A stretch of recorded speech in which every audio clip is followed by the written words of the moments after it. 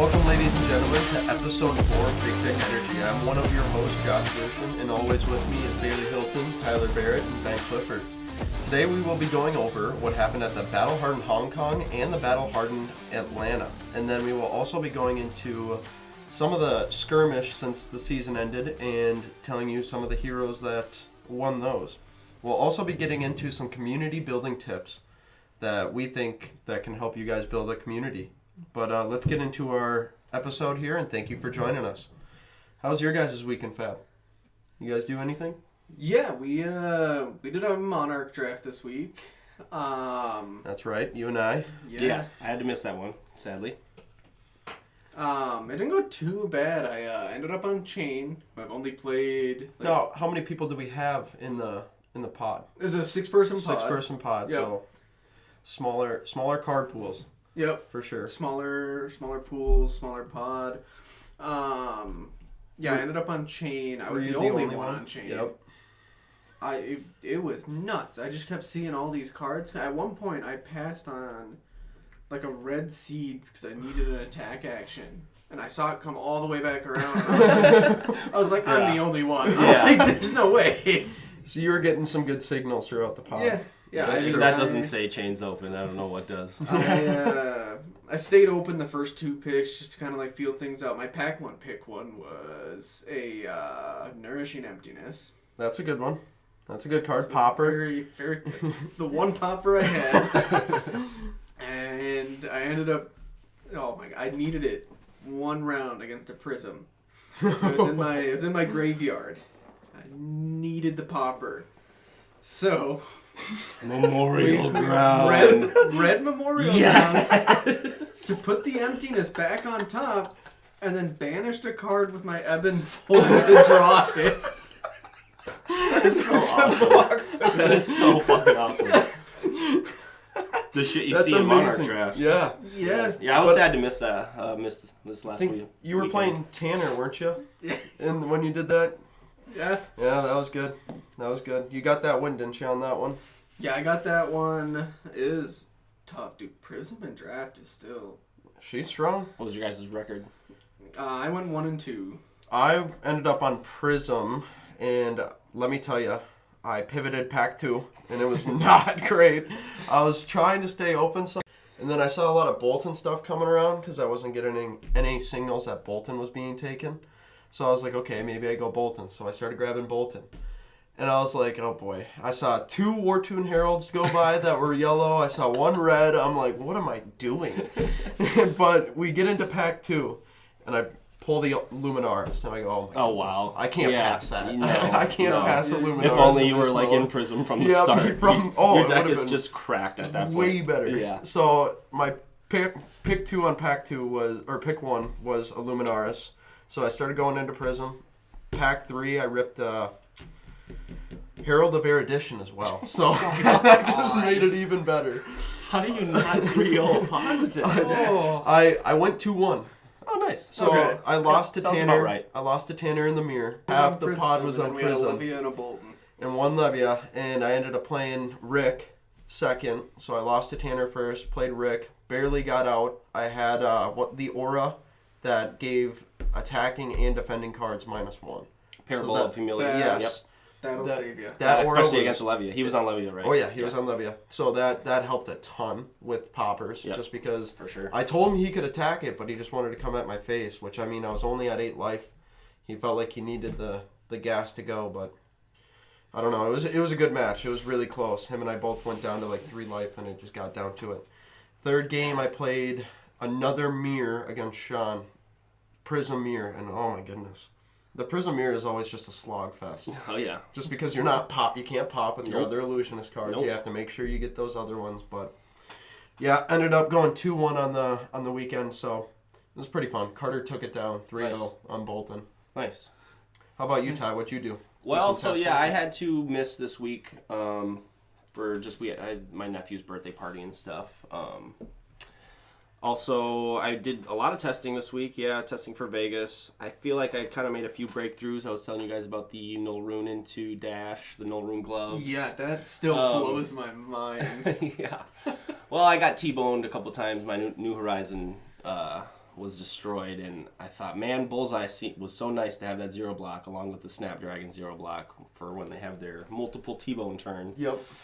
So I figured I'm getting 2 points of value at best on Hornet Sting. I mean, why not have Null there just as protection for my new Horizon? Oh yeah, that's just a way smarter move, to be honest. Yeah, that's a good call. Yeah, a small level up there. Remembrance, I saw Michael Fang running Remembrance in his deck. I think that's strictly for the Bravo deck. I won a game playing it against the Bravo. Shuffle back my 3 of a kinds. It also like reshuffles your pitch stack, which can be nice in Lexi. You're really pitching a lot of blues, trying to maximize early game your 3 resources, so you're left with a lot of blues at the end of the game.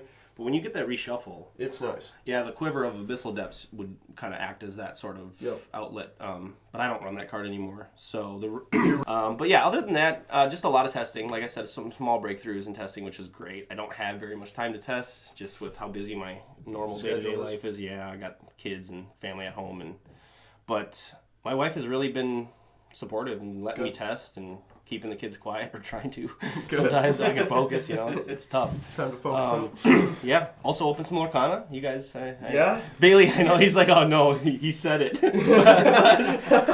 I know we're a Flesh and Blood podcast, but we play a lot of games. We like to test them, and we're always excited to try new games. I got a starter deck. I know, Bailey, didn't you get a starter deck too? I did get a starter deck. Did you buy any packs or anything, or did you just I get the didn't get any deck? packs. No, I did. I got 2. You bought two separate packs? Okay. Yeah, nice. I got a couple of foils for my starter deck, so I'm already starting to bling that out. It was 2 packs. That's amazing, though. I mean, so awesome. I think just dipping the toes in the water for now. Yeah. Kind of feeling it out. It looks like it'll be fun. It will be. Well, so I mainly got it for the kids, honestly. And just, I love new games. I love all card games. I've played so many of them. So many card games that are dead now. And yeah, my wife even helped us open the cards, which was like incredible. She opened the Elsa, I was telling you guys. Yep, that's right. The full art, the enchanted, rare, what I think is what they're called, the crazy fancy one. So that was, secret rare, essentially? I suppose they're like 1 in 4 boxes is what they say. Okay. Oh, really? Yeah, it's like a legendary. Legendary, yep. The rarity is quite different in this. Mm-hmm. I mean, I was looking at the pack, like inside that you get. Yeah, a lot of different symbols. Yeah, a lot of different weird. Symbols. It is. It's interesting. Yeah, can't wait to like crack that or just crack some more open with my kids and play the game. But That's awesome. Other than that, this week has been pretty quiet. What about you, Cliff? Testing out that Riptide and Arachne list, but it's coming together. Is it CC? Yeah, they're both CC. Funnily enough, the Arachne is faring much better into Wes's 5 than the Riptide. I think it's because Arachne, manipulates that Phi, deck, so then it's hard for Phi to even be able to, get gas. But yeah, are you like banishing, or are you like kind of a mill deck with your Arachne, or how did you build your deck? So I've built it to where I'm able to shuffle in from the sideboard, like the red and some of the yellow attacks for each main, common attack chains he has. So depending on the matchup, I'm still trying to get my ability to generate silver open so I can keep my recurring block and equipment usage. Yeah. Yeah, I think that's one way to get some value with Arachne is to keep those equipment refreshed and, Oh, Cliff, you want to know you want to tell people the spicy card that we like to put in our Arachne decks? With pleasure. If you've got a blue in hand, you have one of my favorite interactions already halfway there for Arachne. All you gotta do is pitch that blue, play a Spider's Bite, and then even bigger than that if it hits. Yes. That card is so good in Arachne, I think, and I think that really makes him almost more viable because people don't want to block. They don't want to use a whole card to block that Spider's Bite. Almost ever. And it's 1 damage, and when you hit that even bigger than that, every other card in your deck that's an attack is bigger. So then you automatically just get to look at your deck, manipulate it, and be able to go again on your next attack. Yeah, the Quicken token is huge. Regardless. It's amazing. Well, also, obviously drawing the card off of even bigger than that is great. That card, though, I've always loved that card. Even bigger than that? Yes. That card is so good. Dylan played it a lot in his early versions of Katsu. And the same goes with Katsu and the Kodachis, No one blocks the Kodachis. I'm fighting the urge to order the red promo even bigger than that. Those have gone up in price. I believe those are They're the quite Rudy. Those are the Rudy promos. Yeah, they're Yeah, like I $50 Yeah. a pop. They're, And that was like yeah. I think maybe the one promotional kit that I did not buy from Rudy. No. Yeah. Oh. Otherwise, Well, and you I think it got was all of them. only because of like there was just those promos offered. There was no fancy cold foil. The pricing wasn't like incredible, and I had already gotten a bunch from Steve. I think at that point, so I Yep. just skipped that promo. But then the even bigger than that's like our, now Yeah. pretty spendy. Now so they're looking spendy. back, it was probably worth it. But Oh yeah. Because I- how I- many did you get when you bought it? I'm guessing you probably got a. no, I think it was like Rate- one. Was it? I Well, they think- have the rainbow. He didn't give you three though. It's not like he got Wasn't- one of each. I Really? don't think. No, I don't think so. He You got only one. got That's one? how he does it, man. Yeah. Wow. He did that for his Ether Quickening as well. Okay. I got a yellow one, of course. Top. One that you don't even use. no, the Tough. cheapest one. But All right. Well, Cliff, you got anything else you want to talk about in Fab? Just in your week or?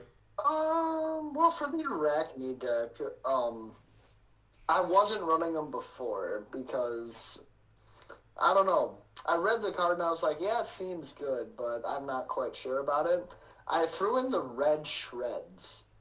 I didn't really think about it because since I was playing into a Phi mostly, Phi doesn't like blocking anyway, so, what's really good about shred?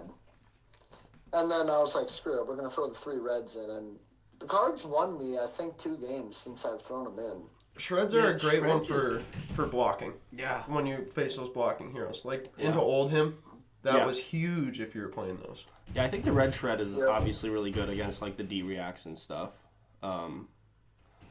Yeah, I shredded one of a sink below, I'm pretty sure, to kill Wes.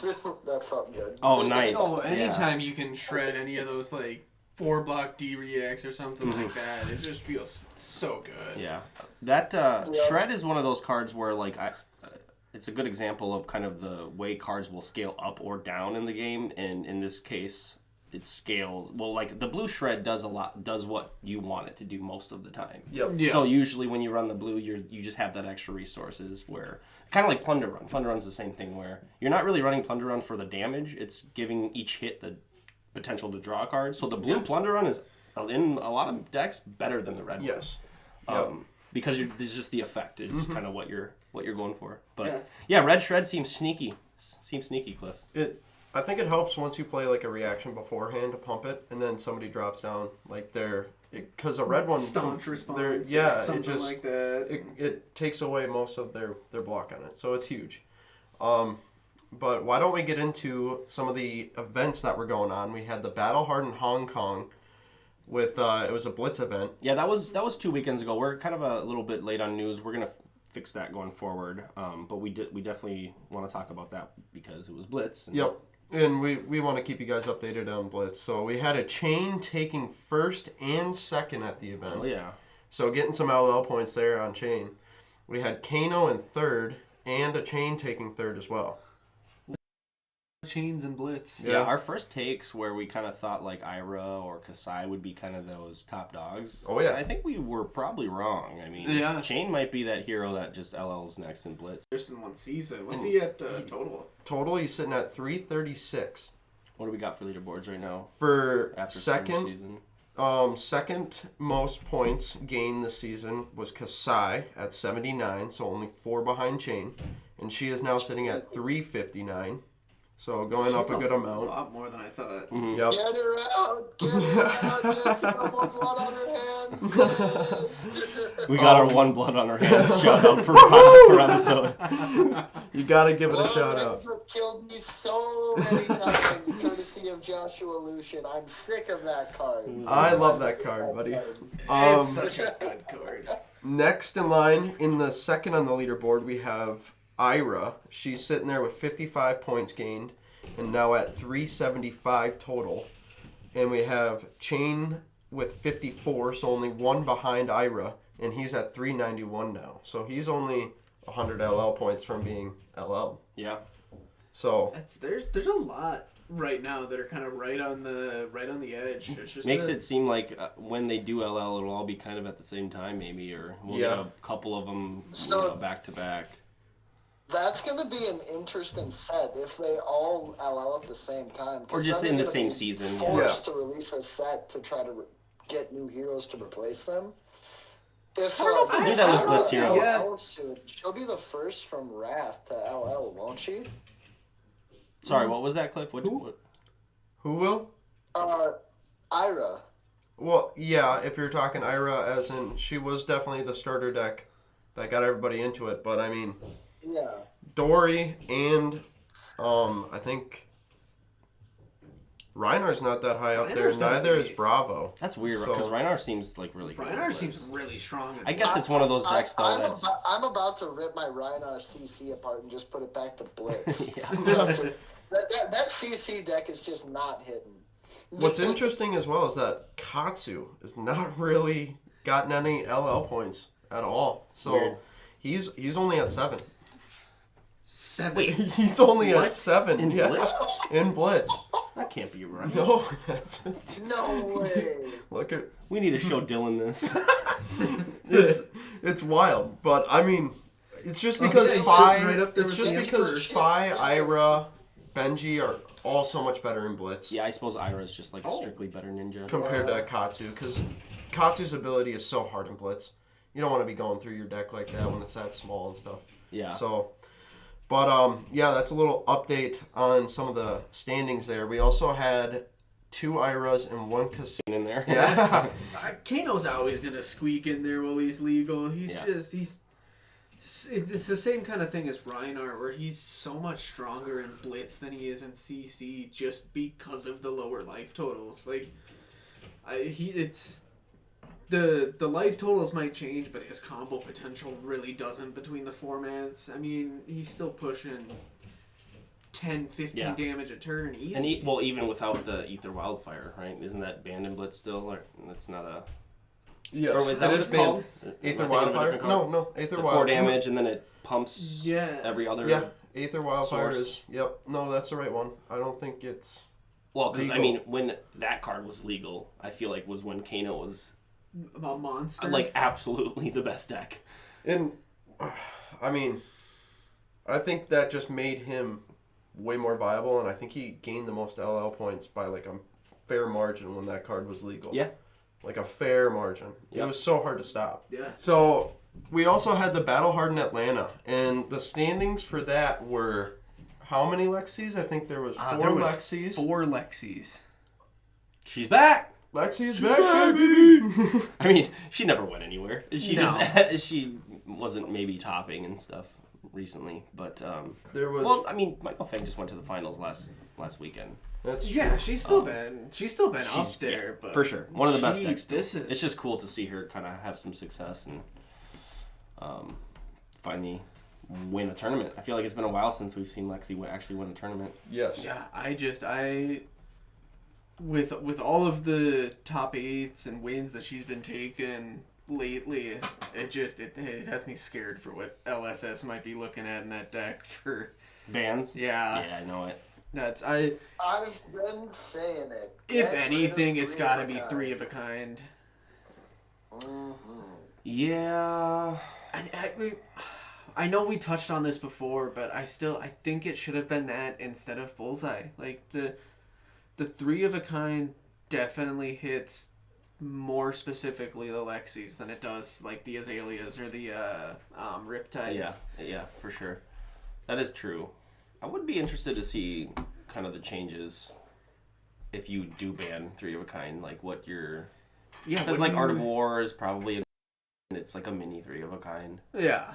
I ended up cutting Art of War in my current list, just because like sometimes you'll have the hands where it's like 3 of a kind, Rain Razors, Art of War, and some arrow, Yeah, and you're like, it's- oh. Then it's a dead hand. Yeah, It's it's got just nothing tough. that you can do. See, I mean, any turn where Art of War just kind of bricks your hand, especially as a ranger, you just kind of look at it and go, well, shit, Arsenal pass, I guess. Most ranger turns too, you don't really want 2 non-attacks. Like Yeah. your best Yeah. turns are all arrows plus the 1 non-attack, whether it be 3 of a kind, or you double that up with like a Rain Razor's 3 of a kind turn. You know, Just that's give kind it of a the time. buff. Make Yeah, your or like arrows Ice go Quake with a 3 of a kind. That's fine. But like, yeah, I don't know. Banning 3 of a kind. I I want to say it's probably right, but I'm a Ranger player. How Yeah. can I say that? Oh, I would hate I it. would hate to I would see hate it it go. so much. I've been I having would so much get it, fun like, playing it it. Another just- Ranger player, I'm okay with 3 of a kind being gone. You're a I'm mech you're player. like- You're a silly mechanologist, Cliff. You're like a poser Ranger player.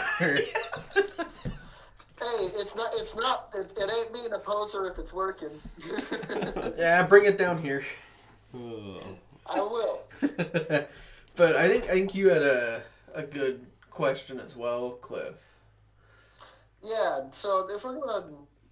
The topic about Lorcana kind of got me thinking about the distribution for products. And the question that I had is, why hasn't LSS taken a stance into trying to get into the bigger department stores like Target or Walmart? My take on it is that because of the way LSS is gearing Flesh and Blood, like just with how they've been releasing the sets and how they've been keeping track of the metas for how the card's going, who's top 8ing. You know, they're looking at all of that and all of the events happening at shop, and I think that's what they're really focusing on. Yeah. Like, Yeah, and they I want think to try they've- to build the community for people who are actually going to be, like, going to sit down at these events and play these games. Yeah, I think they've kind of came out and stated as much too, and that their whole goal is to really like support that local scene. At your LGS, they want you to be playing it like in the Flesh and Blood, and they want that product to be available to the players that are going to be playing the game. Yeah, I would agree with basically everything Cliff said. I mean, the fact that I just think LSS is just very much geared towards the players. Yes. And if they were games that are in there, I think that's what they're just trying to prove, is that they're not here just to try to make money. They're Sure. here for the players. yeah, They're they here could for easily put the Yeah. packs in Target, In Target. and Walmart, and it would grow It- the game- game Yeah, in ways quite that significantly. It would. It It would. would. But you also maybe lose part of the, I don't know, the kind of the game seems, when you really understand how complex the game is, it really like is like a Pandora's box of like, you just want to figure this out. Like Yeah. the game is so complex and competitive, and And you don't really see that until you play the game for a little bit. Like how we were talking earlier about, you know, this game is definitely for more of an entrenched player that wants to try to figure things out. yeah, agreed. It's not a game that you can just pick up and start playing right away. Which I is will maybe say another that. reason why they're not in Targets, because like Yeah. some 10-year-old kid comes by and picks up a pack of Flesh and Blood, and they open it and try to play it. That's going to be tough for Yeah. them probably. Yeah. You know? I mean, even when I started Oh, playing the game, trying to learn the fusing aspect, because we got in it on Tails, so like the whole fusing was a whole Yeah. different world, and I had no idea what to do. I was trying to find videos on like how to play. Tails. That's when I went Yeah. to the college, the professor. Yeah. Watched he his had a good video. video that got a lot of Tellurian people. Community College. Yep, but he didn't really have anything on fusing because it was from when the game first came out. Nobody had. Tails was weird because the fuse mechanic felt lost in that set, It did. where you're not really focused on like fusing anything. It felt like No. I mean you definitely are fusing cards in the set. A lot of cards have the ice fusion or earth fusion or whatever. It but definitely takes setup for that though. I mean, yeah, like, like when you get those double people fuse. utilized the cards in a different way. True. Basically. But yeah. I mean, I don't know. I thought it was just interesting, but I do agree, Cliff. I think LSS is definitely here more for the player, and that was a great question that you had there. I mean, we do want to grow the community, and that helps us get right into our topic today on the main pod. What you can do to build your community, what ideas we've done, how we've done it, and we'll give you guys some ideas on what you can do. So Ty, what's since you're the one that kind of helped steer our community in the way that it's gone, what are some insights and tips that you can give some people? Yeah, first off, I guess if you're like someone at an LGS that is interested in Fab, and maybe they don't have a Flesh and Blood scene, like what I started doing was bringing decks with me to. I used to run the FNMs at our LGS, and we played a lot of Commander, and we would get a good 6 to 8 to 10, 12 players on a good night. Yep. But anytime I'd have the decks, I'd show up early. I would basically force Sean to play with me. Any card game I brought Sean, and he's like my guinea pig. He's like, "Come on, Sean, you're gonna play this game." I mean, we played Dragon Ball Super. We played We played some Probably a lot of Pokemon different and stuff like yeah. that. You guys started playing what was it? Digimon. We played Digimon. The Star Wars game though. That was like a board It's game. a mini game. Yeah. It's a minifigure game, but I mean, him and I played a lot of card games, and I would just honestly, before I even really found Fab, I was like playing a little bit of Digimon and like Yep. Dragon Ball Super a little bit. Well, your and, kids played Digimon, didn't they? Yeah, they were really Okay. into. My son is kind of into that stuff, and honestly, he just loved opening the cards. Yeah. He's just now starting to want to play. Who doesn't though? Yeah, of course. Yeah, he's hooked now. They- After they- pulling that Charizard, he's hooked. They call it cardboard Yeah. crack for a reason. Yeah. But like to gain interest, it can be tough, man, to like convince people to buy into another game. Also, like Flesh and Blood isn't for everyone. Not a lot of players are like that super competitive card gamer. You know? Where Flesh and Blood can really turn a lot of players away with that aspect of it. How I did it, I would just bring fun decks, I guess, like crazy weird decks. I would never really like play the strongest versions. Yep. And just starting out, yeah, like I got a few of our Magic guys to commit, and we would play before Commander nights, like I said, and I got our shop owner to email the Fabo piece email, and he got whatever you have to do. You got to sign up with them somehow. So you have to talk to your shop owner about that. It's a pretty easy Yep. process too. All the shop has to do, just talk to your LGS owner and just talk to them about it. They have like a whole form that you can fill out that you can go through on the website, on LSS's website for Fab. So Yeah.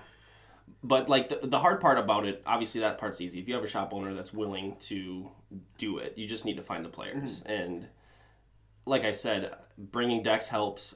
I'm lucky enough to like open a lot of product. You know, I can, Yep. so I have a lot of, I would give Majestics to you guys. I don't know if you, if Yeah. you guys I remember. needed anything. when we were even first getting start- into the game Yep. too, for sure. Even starting with like, I would put together little decks of cards where like they would have Sync Belows in them and like energy potions and just some of like the basic cards you might need for deck building. Those And common or rare staples. Dylan got in the game. I'm like, what heroes do you like? He's like, Oldhim and Ninja. So I'm like, here. I just gave him stacks of Oldhim and Ninja cards that are cards, all good, and even some Majestics. It's just like, here, have these. Take 'em. You know.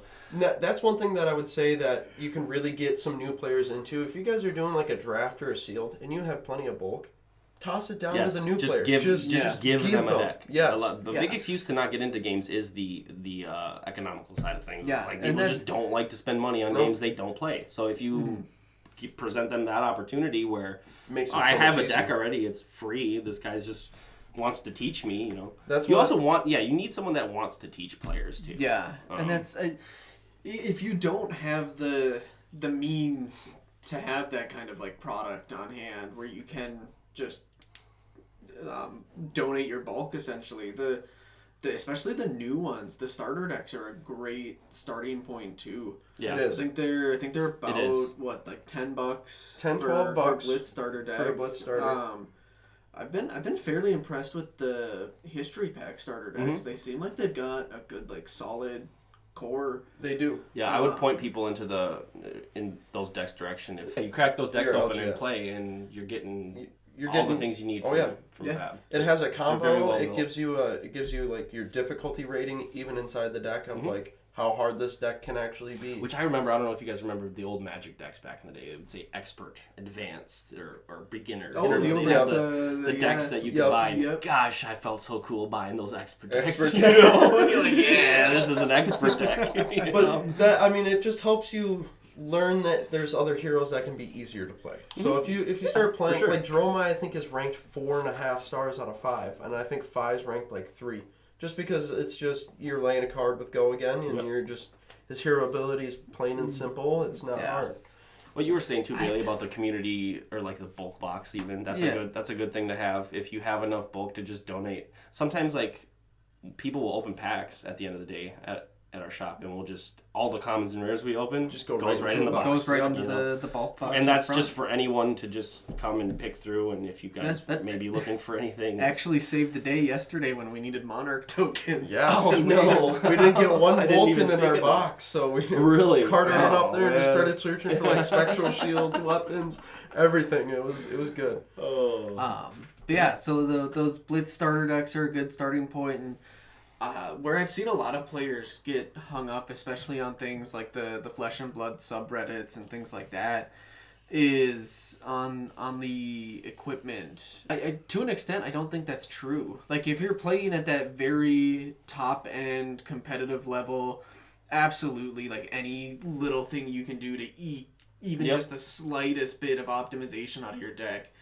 is what you're going to do, and that's where that legendary equipment helps. But a lot of that common, rare, and even like majestic equipment is under $5.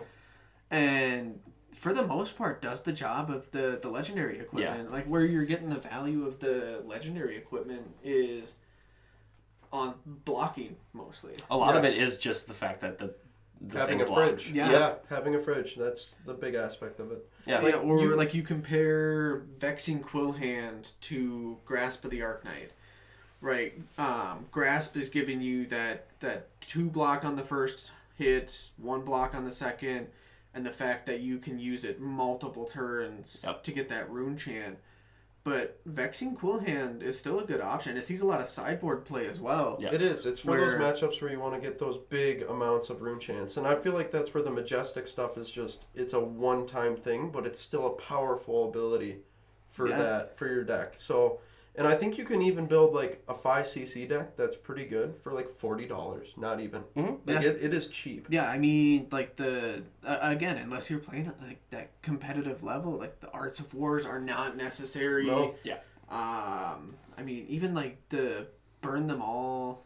Uprising. Uprising is the one where it's the 4 draconic attacks for, like, if you're playing a red line Dromite or your 5 where you're playing draconic attacks. Like, probably less than $1, right? Yeah, I think it's like 80 cents. Yeah. They're cheap, and you know, some people say this game is really expensive to get into, and it can be, like Bailey was saying, for when you get to that top level of, you know, competitive. But for the most part, most of your deck is in 3 to 4 cards. And I wouldn't. If you look at like a Tunic and your other legendary pieces, like that's most of what the price of your deck actually is in those couple of cards, you know. And if they keep reprinting some of those higher majestic staples like Command and Conquer and your Enlightened Strikes, they will go down. And I think E-Strikes right now are what, $20 Enlightened Strike? Yeah, I think so. 20 to 30. They're always kind of sitting in that range. And that's not terrible if you even want to get into it. And well, I think part of the game too, or the appeal, like starting out as a new player, is when you like, if you were to be gifted a deck, like we were saying, or something, you kind of see that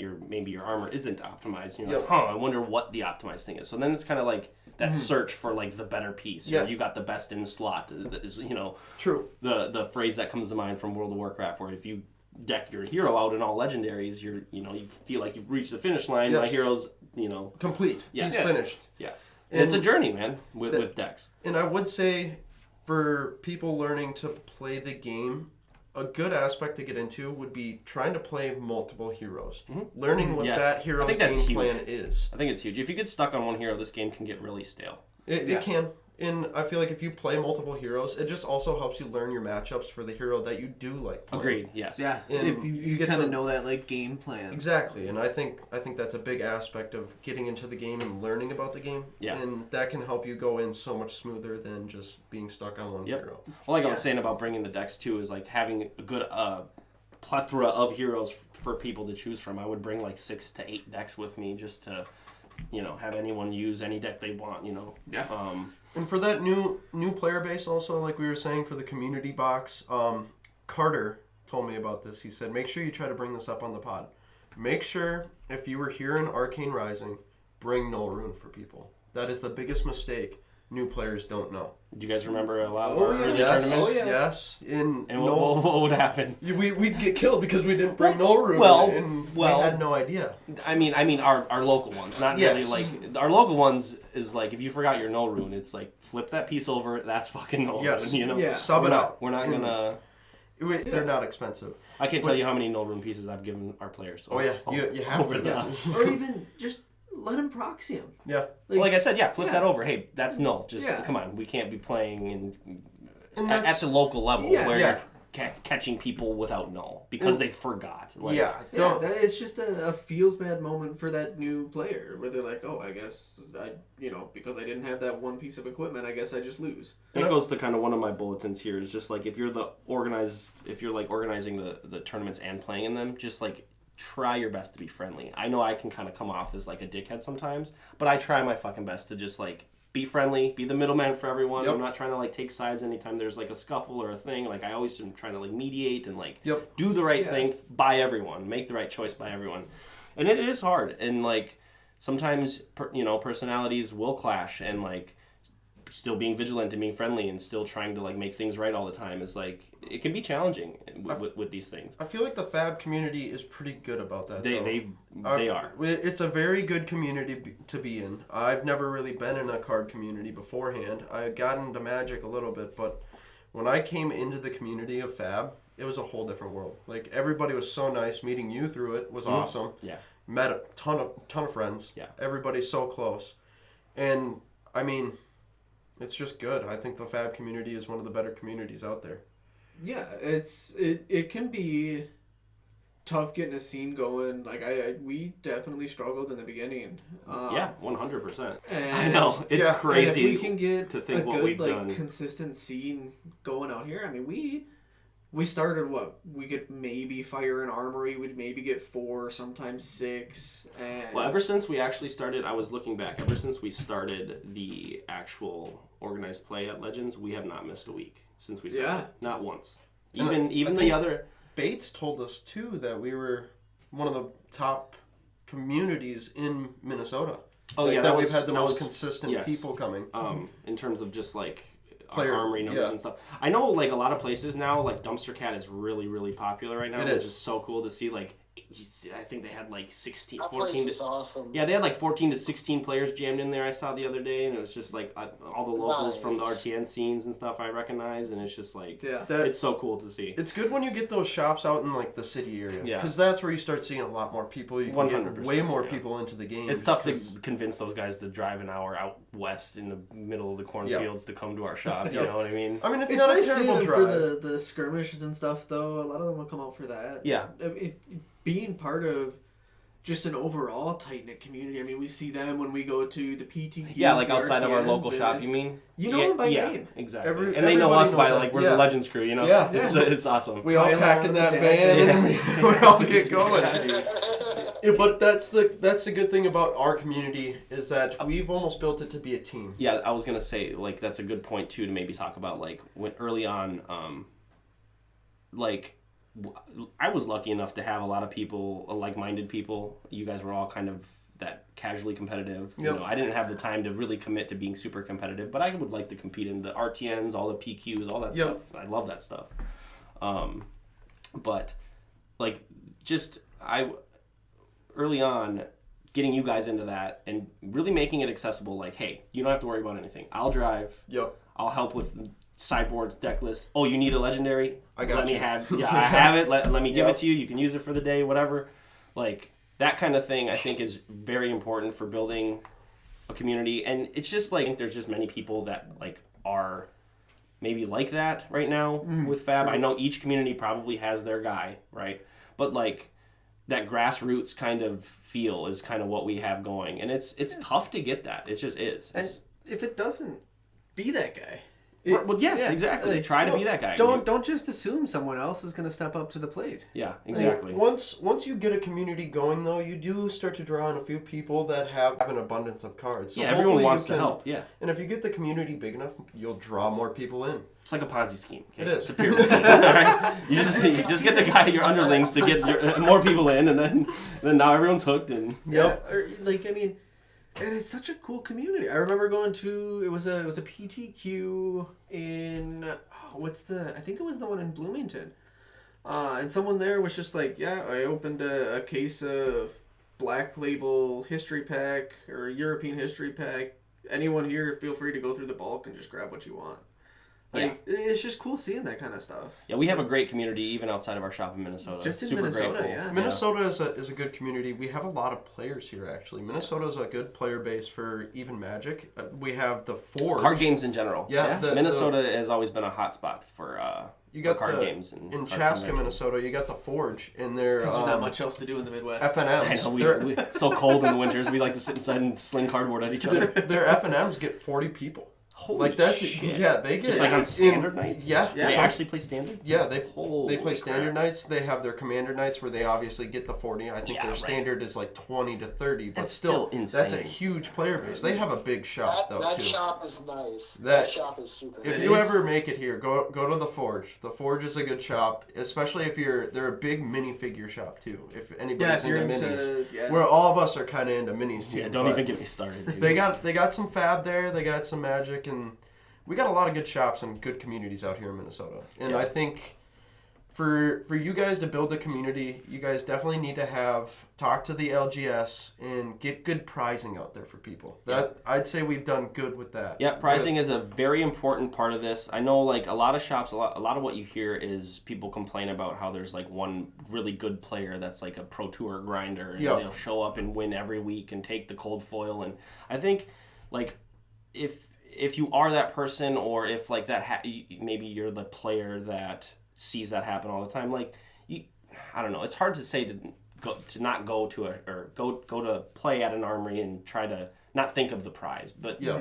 but like me, if you are the person that maybe wins that cold foil, I don't know how many times if I've won a cold foil and I win a duplicate, just raffle it off, you know. True. Just Sometimes just let it go. You know. yeah, and like it can get weird because like I'm not saying you should do that every time. You don't need to do that every time. It's just maybe like if you are that Pro Tour person, recognize that you're ruining it for everyone maybe. And I'm not talking to anyone specifically. I just know that like a lot of what I hear online is that the shops scene sucks because there's one person. Yes. And we have the one person that kicks our ass, but he's part of our team. Yes. So It's not good. It's not No. the same, you know. Yeah. No. And He gives us a lot of insight, honestly, and like it's good to be able to play a Pro Tour player like that, just because now you're understanding if you're trying to get into that competitive level. yeah. Well, it's what just, a competitive scene is like. It's like I use Carter as an example because he does win a lot of our armories, you know, and he is does. winning, and even he will give back some of the cold foils He he does. wins. He's like, hey, like I don't need this, I No, just fucking won raffle one last it- week yeah, or whatever, raffle it and off. that is great. That's actually like really important to just keep the prizing Going. open to maybe the players that aren't As the skilled. best. Yeah, Right. that aren't as skilled. Another thing about it too is like make sure if you're a community that is running into the problem where it's very top heavy and it's one guy or two guys that are doing it, make sure your LGS is running the casual nights where the cold foil is a random giveaway. Yep. I think you can do one per month, I think is what they have right Yes. now. So just make sure you're utilizing that too. I think that's a really big issue right now is the top heavy prizing. Random mats is another good one. Yes. Giving them away to raffling first. those Just off. man, it's created so many weird issues. Even in our shop, Yeah. we're so tight knit and everything's great. We like have lost a player because of some weird mat stuff, Yep. and it just like it felt so. Now it's always random. Every mat It is. always random. You have to, and that just gives everybody a chance. Even if, like, when I bubbled out at the skirmish, one of them's raffled off. I placed 9th, and I got the Genesis. Like, Hell yeah, dude. it just gives everybody great insight. And we always do extra prizing on top of that at those big tournaments. Yes. We'll give away, like, classic battles. We'll save an extra mat from that. Like, if we have an extra one from a month, we'll use those. And, just, like, small, cool stuff like that. Yeah. It definitely helps people out. Yep. Another thing you can do. I know, like we've organized some pretty interesting events, like the merchant event. the merchant event event. we mentioned last week. Give everybody a fair chance, Yeah, almost. and what in we did that in week, state. I built I think 4 or 5 Cavdane and Genis decks, and I know some other players built a few. I think Yep. you brought some. I didn't you? brought. I wanted brought to a play. couple? I want to play Yorick almost. Well, but no, I had so so- many extra Talishars and stuff like that. What we did is you can't really restrict players to only play a hero. We let players, if you Yeah. wanted to play something other than merchant, come and beat us Come all and up. play, And you yep. can win the cold foil, whatever. But what I did is I donated a cold foil Cavdane from my collection and a cold foil Genis, and the top heroes for each of those, or the top players for each of those heroes won the cold foils for that day. And you could only win those cold foils if you registered a merchant. So Yes. it was a merchant event. I think we all actually did register. Yeah, for we it did. that day. did. So there wasn't even someone that showed up and. But Which that- is another perk of having that like community that you've kind of grown and cultivated. And like you can Planning do just kind weird, of wonky cool, fun team stuff seal. like that. We yeah. did a team seal. Yep. It's fun, and just trying to do days like that definitely draws in players. It'll help you get more player base. It gives everybody a fair chance for the prizing, and it just keeps people coming We back. had a player show up to our shop for the first time. I've known him throughout the years. met him playing in the competitive circuit. First time at a shop was the merchant event. His name was really? David. Yeah, I don't know if you guys remember. His name was David. He showed up, made the drive, and he's like, "Yeah, I just heard about the merchant thing on Facebook." Wanted to play. Yeah. So it's like, you never know who you can bring in with those fun Fun more events. casual events. Yeah. And I think if we did something like that, like the Blitz things and like doing different types of events. I know Mountain did an event where you start off, you get a Blitz deck, right? You buy one of those precons, and then for each win that you get from that week, you get like to pick one or two of the like supplemental sets, and then you get to shuffle in and create your deck through those packs that you rip, and it's like a progressive season. Oh yeah, that So seems really cool. Doing something like that where you're Yeah, that just seems really progressively sweet. deck building throughout the time sounds pretty fun, and like that can definitely draw in more players. Commoner, it can kind of get new players in, but it's not like you're hitting a ceiling of like any power levels. It's not like teaching people like the stronger interactions in a game. So Yeah. Commoner is a good one to try. I'm not saying don't try Commoner, but Well, I think you just even if your deck is filled with commons and rares, you should still be playing the Blitz format. Sure. Like, you can still find success with a deck full of commons and rares. absolutely.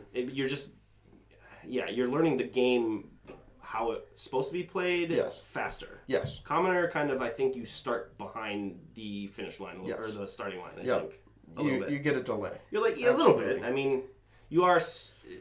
Absolutely. You're getting a kind of watered down version of Fab for sure. Yeah. So it's maybe a little bit easier to teach people, but you also are like you're dealing with, if you really want to deal with that kind of player in Commoner. I know you've all heard about the player that will show up with like Ball Lightning Briar. Yep. I think you said Ball Lightning's banned in Commoner now, though. Yeah. And that's because of that, right?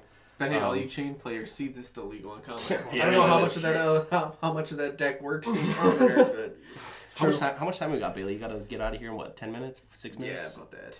10 minutes? One last thing that we want to kind of get into about the community is don't rule shark. Yes. Very true. Just- very yeah. important. It can kind of push players away. You can scare them, and it's like, don't just be open. Yeah. At the local Yeah, and level, that's- for sure. At especially like at our LGS, like if you catch it before too many actions have been played, it's fine to just say like, hey, like go ahead and like Yeah. especially tunic triggers. Yeah. I don't know how many times where I've like started to play my first action and it's Mm-hmm. like, oh shit, like hey, do you mind if I take my Yep. tunic? And Well, this is for actually... the most part, the answer at our local has always been yeah. Yeah, this brings me to a good example where, like, at the local level, especially in our shop, if you miss something and it is pretty quick, we always let our players take it back. Or if it's later on in the chain or something, and you saw Yeah, some and you've, different like, line, you gained can't. information. Yeah, right. We're not. We almost respect each other enough to not ask to take it back at that point. Yeah. Yeah. But like you said with the tunic stuff, one of our locals I know ran into an issue at one of our RTNs. Tanner, like the nicest guy. Tanner is just so sweet, such a nice guy. Yep. His opponent missed a couple tunic triggers, and his opponent asked him if he could, move his tunic up to the. And this was proper- on a higher level. This too. was at an RTN, Yes. yes, and it's actually it was against a known rule shark in our area. Yeah. Tanner, nice guy he is, said sure, and let him I think do 2 tunic triggers he missed. Yep. Because Tanner's just nice. He's so Yep. used to that shop feel at our shop too. And Yep. later on in the game, Tanner missed his tunic and went to try to tick it up, and the guy called him out and said he couldn't do it. And it's just, I talked to Tanner afterwards, and he was was pretty upset Yeah. about it. Yeah. Like he kind of lulled him into being nice. And Yep. that's a lot of what these people will do is they kind of give you this false sense of security. They'll sit down, they're really nice to you, they're kind of real chipper, but then they'll call a judge on you to intimidate you because you have like something on your card or like there's a bend in your sleeve or Yep. something. And that actually happens. People It does. will do that. And It does. just for the simple fact of intimidation and to get you frazzled. And it's And some people, well, I mean, you're playing for stuff that's worth money. Yep. And that's where it's like people can start a lot more like nitpicky, and like just not everyone's there to make friends. no, people are there to play for money. But that's where last week when I was saying like just go into it with a smooth mindset, just try to stay level-headed. Don't Especially if you're dealing with a player like that. don't freak out. Just keep your cool. And otherwise it can ruin the rest of your event. Yeah. Truly. You can just go on a downhill slide. And Yeah, we just really want to advise, don't rule shark. Yeah. It's bad. Yeah, don't. It scares people away. So why don't we, anything else you guys want to touch on? Cliff, have you had any moments where rule sharking kind of got you irked? Or like upset? No, I haven't really run into the issue of rule sharking. Lucky. For the most part, when I'm playing games, I just try to keep it casual, where it's like, so long as there's nothing on the chain link that's like has an effect that I've responded to, I really don't care if you have to rule something back at that point. Yeah, exactly. If you've already committed into something and then you're like, oh, I want to pull these two cards up so I sequence it differently, at this point you've laid them and I've reacted to it. So I don't think that you should be able to pull that up. Because when I do shit like that where I misplan, I'm like, oh, I'd really pull that back, but I've already committed. He's got a card on the table blocking. We can't pull that back. We just have to bite the bullet and accept that I misplayed that. Yeah. Agreed. And that also helps you learn where you make your mistakes in your game, where you just need to be on top of your deck, and that's almost like your own fault. So yeah, the only time I ever ran into the rule sharking was at the higher level events, RTNs, ProQuest. Same player, two different times. Yeah. Had an extra spectral shield first time. Couldn't explain it. We even had a judge called over there, and I ended up just letting him have it, just moving on. Let it go. Because I wasn't gonna win, and he didn't have a reason why he had that extra spectral shield. He ended up killing me with the spectral shield later in the game, which. That was a learning experience. That was at my very first RTN ever. The first one offered in Minnesota, actually. Oh, really? Yes, yeah. Same player tried to tell me Channel Lake was really bad against the Icelander Mirror as I played it against him. And they, called the judge over to have him explain Channel to him, but he's playing Channel in his deck. And so he knows, Time. Time. That's what it is. He's time. trying to run time, and I proceeded to just keep my calm like you said. Yep. And I just smashed him. Yep. And kept Channel Lake out there 2 or 3 turns in a row. It went away, played another one. I mean, because every good Icelander player knows Channel in the mirror is the best fantastic. card. Yeah. As he's losing to it, trying to tell me it's bad, Yep. You just have to really just keep your cool, know that you run that risk if you're going to these higher level events that you will run into It happens. kind of player. It does happen. It's inevitable. I've never seen it happen at a local event. No. Our local armories, just that type of thing is unheard of. It doesn't happen. But yeah, that's been my only experience. It was just a couple times. I've never really, not that I've truly noticed. I've noticed some slope play sometimes, but That happens quite often. It happens. Sometimes you get stuck with a hand that you legit have no idea what you can do with, and you're trying to figure out the best math in your hand, and it happens, but don't freak out. That's the worst thing you can do. It just puts your name out there on top of what they're doing. True. Yeah. So, And it just irked me because again, it's the whole judge call just playing for time. Mm-hmm. Trying to explain. I was on Azalea at the time, trying to explain Skullbone Crosswrap. There's one line of text on that card that matters, and it's flip a card in your arsenal face up. if it's an arrow, and you can essentially opt. Yep. And the whole big thing was whether or not it was revealing the card, which it wasn't. Because it says opt. But yeah, and it's the flipping of the card in Arsenal. Oh. Which isn't revealing. Which they're because very you might have had specific in wording. channel bleak expanse. Yeah. Gotcha.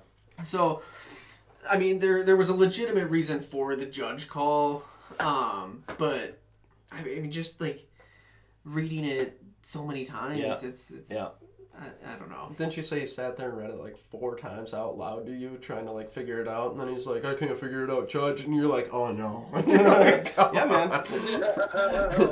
It sucks.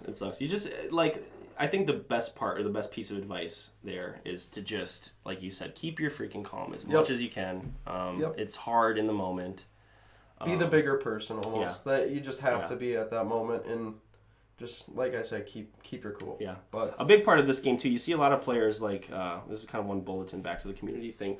I know we'll kind of get to our questions here. I know you got to leave Bailey, but be humble when you win and when you lose. Yes. Okay. When you lose, don't make your opponent feel bad about it. That's like one of the worst things you can do in a card game, and especially this game. This game is so tough and like it's so complex, and your decisions really matter. So when you get beat and your opponent, maybe it is even something that you misplayed or you did something that you're beating yourself. Don't make your opponent feel bad about it. You just say, good game, man. You shake their hand and you maybe talk about the misplay. Don't say that's the reason you won type of thing. You hear that all the time. And just be humble. Be humble when you win. Be humble when you lose. And that's going to go a long way. Like, don't just sit there. Don't sit there and just, like, pull out your deck and be like, oh, I would have had you if I had this combo, digging through your whole deck. Well, you would have had me. Obviously, if you had your combo, you had me. But it's like, don't do that. Just be pretty open and be like happy about everything that you do. Or try a lot of us have been guilty of something like that at some point where there's some tough losses. There is. It's especially in this game. A lot of these games come down to 1 or 2 life points. Or 1 or 2 decisions. Yes. Yeah. You know. And it's very easy to get in that mindset of, oh, well, if I would have done this and this and whatever. Yeah.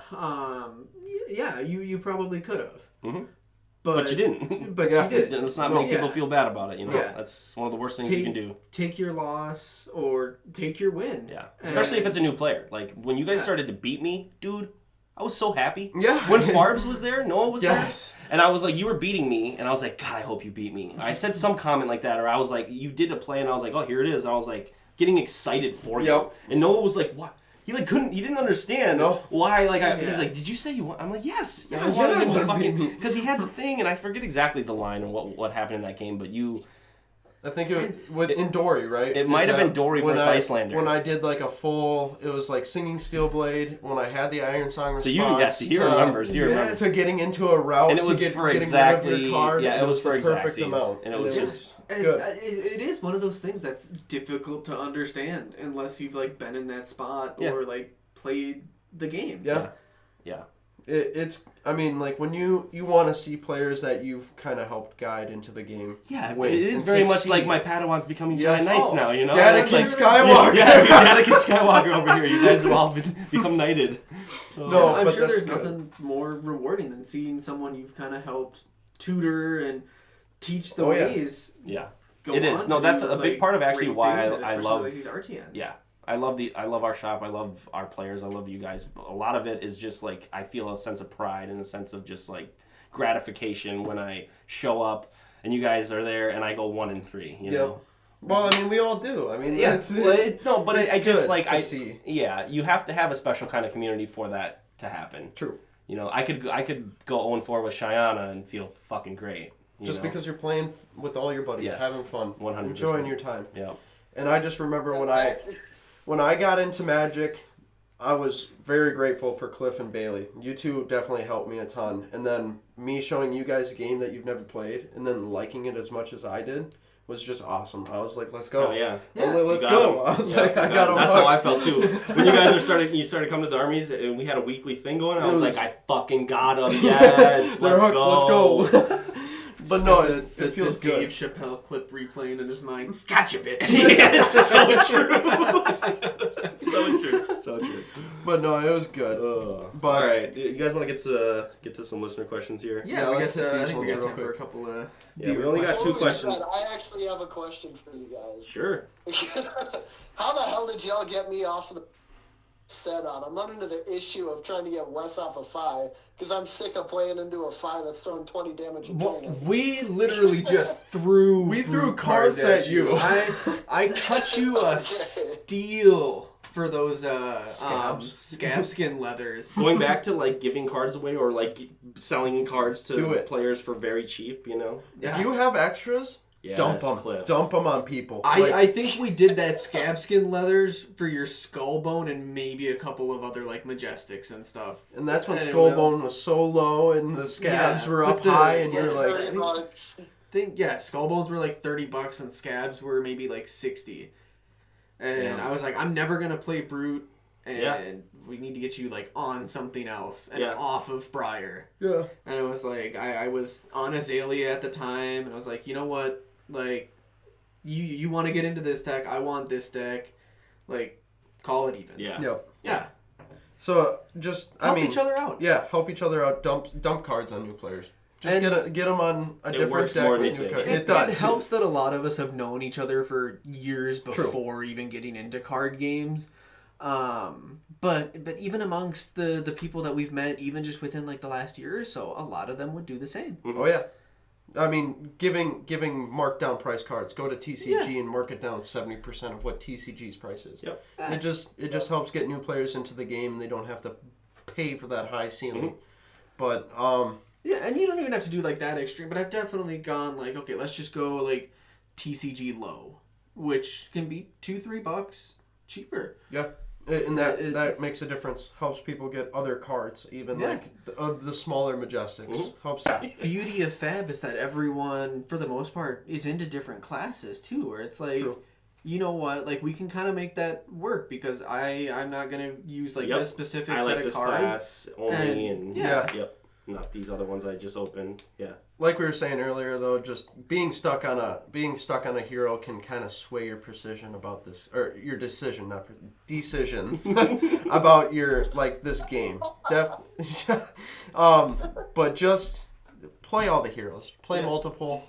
I agree. It helps you learn your matchups with heroes and helps you understand what their game plan is, and it just makes the game that much easier. Yeah, But it's cool to see Dylan finally play some Prism. Yes. Get off Katsu. Get off Katsu. He's it. got Katsu completely fleshed out, so I understand why he's got the the Marvel Katsu and all that. But it just helps you like the game more. It reinvigorates some interest too sometimes.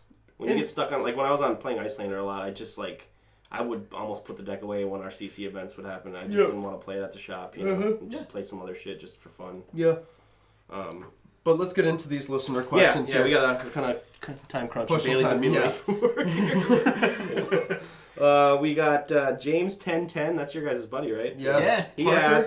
Parker asks, if you had to fight one Flesh and Blood hero in real life to save your family, who do you think you'd have the best chance against? My immediate thought is Guinness. I'm sorry. Dude, just beating up on the shit out of some old guy. I'm sorry. This is a funny question. Oh, he also asked at the end of it. A follow-up. Yeah, the follow-up was also, which Flesh and Blood hero would you bang? Which one's the prettiest? Oh, God. I mean, if I had to fight a hero, I would definitely say it would probably be, maybe Benji. I was going to say probably Benji. But then again, we're looking bad for beating up on a minor. So, I don't know. I feel like you could probably snap him like a twig. Yeah. He ain't going to touch my kids. I'll just beat the shit out of that guy. I know for damn sure I'm not fighting any brute. No, or Oldham. Yeah, or Oldham shows up and just leaves with your girl. Oh, no. I want to fit fight Reinhardt. That's you just show Oldham where everything's at. Yeah, take it, man. Yeah, she's right here, Oldham. What about you, Cliff? The fridge. Which hero would you win in a fight against? To actually win in a fight, you'd probably have to go like it. Honestly, Genji or Io is probably a good pick. However, just to say fuck it, we ball. Let me box Bravo.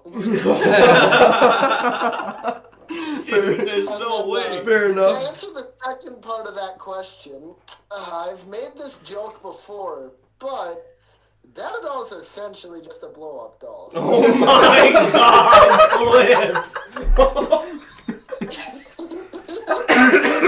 Oh, God. I can't leave the second part in. I can't. You gotta leave that. You gotta leave this part in. You have to. That's good. Holy shit. But no, I man. mean, I don't know. I find Dory or Kasai pretty gorgeous. Lexi's up there Of course, it's one of the warriors. Hey. This is pretty easy for me too. I actually look back, and every hero I've played is a female or a female hero character, yeah. which is like I actually do this a lot in video games, and it's not like the weird pervy I love the idea of a strong woman character in stories. Like Brienne of Tarth is like one of my favorite characters of all time in Game of Thrones because of the fact she just is this fucking mountain of a knight that just will outswords any guy. So for me it would probably be Prism or Icelander. I mean, make it easy. Cheyenne pretty gorgeous though. That's true. Yeah. Answer it quickly. It's got to be for me, Icelander or Lexi. Fair enough. The guys know I have a type, and they know that those two fit the type. Fair enough. Fair enough. Okay. All right. We'll Good move- question. Yeah, that was a good one. Holy Good shit. question. Good question, Flip Parker. with the... Okay. Yeah, we can wrap this up. We'll get to Dylan's question next week. It looks like we are Yeah, sorry late. to give you guys the time crunch. Yeah, that's okay. Yeah. Well, thank you for joining us on the 4th episode of Big Deck Number Energy. 4? Yeah, big number 4. We appreciate you guys listening, and we really appreciate if you guys gave us a rating on Spotify. Give us that, hopefully, 5-star review. Yeah, get in the Discord. Come talk to Join us. us. Get in the Discord. Ask some questions. We'll drop the link. We gotta make sure. My old man ass finally figured out how to put the Discord link in the Spotify description. Yes, so let's go. I'll have the Spotify link, or sorry, the Discord link, our Twitter handle. I gotta start actually posting on there. Yes, we'll start posting. We'll start doing some polls. We did a poll the other week on our Discord. Join our Discord for that. It'll help us out a lot, and just talk to us. We'll have our separate Twitter links inside of Twitter too, if you want to follow us separately. Yeah. We also will drop the YouTube as well. We'll probably be updating our YouTube here and there, doing some shorts. Should be getting some content on there shortly here. I think we were talking about doing some like lore shorts, giving you guys some insight on some lore. But thank you for joining us for episode 4. We really appreciate it, and hope to catch you guys next week on our episode. See you guys. See ya. Thanks, guys. See ya.